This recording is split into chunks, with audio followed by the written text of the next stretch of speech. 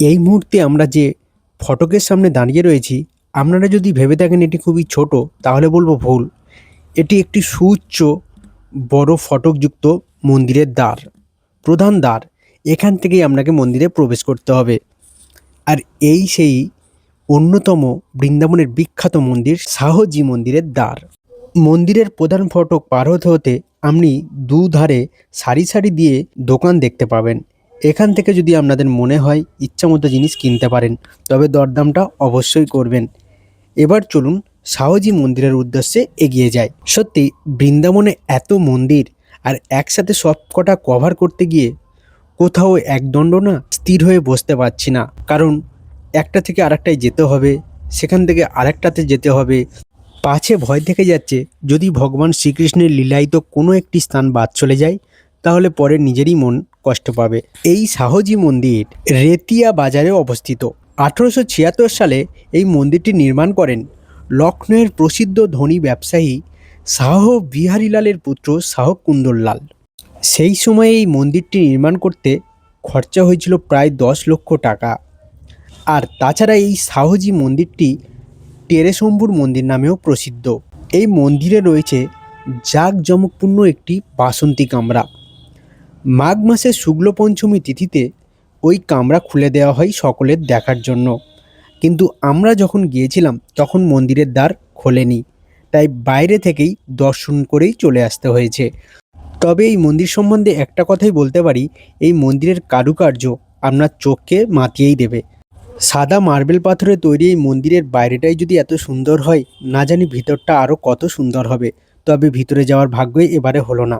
এবার এই মুহূর্তে আমরা যে মন্দিরে রয়েছি, এটি রাধা গোপাল মন্দির নামে পরিচিত, গোয়ালিয়র রাজার ট্রাস্টের আন্ডারে।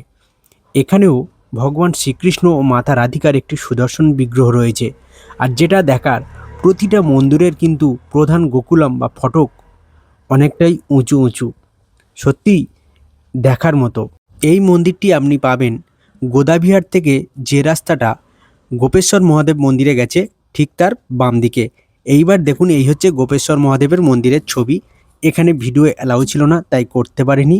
ভগবান শ্রীকৃষ্ণের এবং মাতা রাধিকার রাসলীলা দর্শনের জন্য দেবাদিদেব মহাদেবকেও গোপ বেশ ধারণ করতে হয়েছিল, তাই এই মন্দিরের নাম গোপেশ্বর মহাদেব।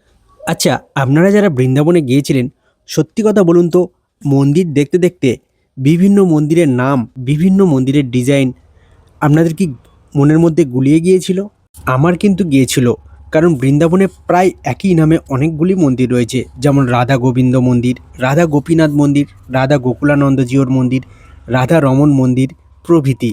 এই মুহূর্তে কিন্তু আমরা রাধা দামোদর মন্দিরে এসেছি। আর এই মন্দিরে আপনাদের একটা বিশেষ জিনিস আমি দেখাবো, ভগবানজির আরতি। কারণ আমরা যে সময় এসেছিলাম তখন আরতির সময় হয়ে গিয়েছিল, সন্ধ্যাকালীন সময়। তাই সেই মুহূর্ত আমি ক্যামেরাবন্দি করেছি, আর অবশ্যই আপনাদেরকে দেখানোর চেষ্টা করেছি।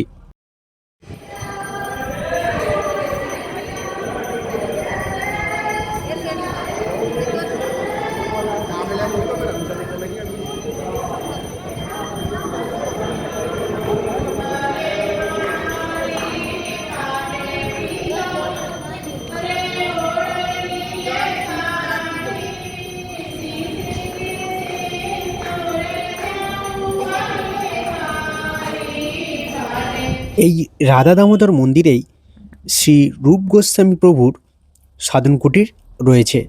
আগে পর্ণকুটির ছিল, এখন সিমেন্ট দিয়ে বাঁধানো। আর এখানেই কৃষ্ণের কোলে মাথা রেখে তার জীবনের শেষ নিঃশ্বাসও ত্যাগ করেছিলেন। এছাড়া এই রাধা দামোদর মন্দিরে আরও বেশ কয়েকটি সমাধি মন্দির রয়েছে, যেমন শ্রী কৃষ্ণদাস কবিরাজ গোস্বামী এবং শ্রীজীব গোস্বামী প্রভুর সমাধিও এই মন্দিরের পাশেই রয়েছে। আপনারা সময় নিয়ে যাবেন এবং অবশ্যই দর্শন করবেন। এই মুহূর্তে ভগবান শ্রীকৃষ্ণের এবং মাতা রাধিকার যে বিগ্রহটি দেখছেন আপনারা সামনে, এটি প্রভু শ্রীকৃষ্ণের প্রপৌত্র বজ্রনাভের নির্মিত করা 8টি বিগ্রহের একটি।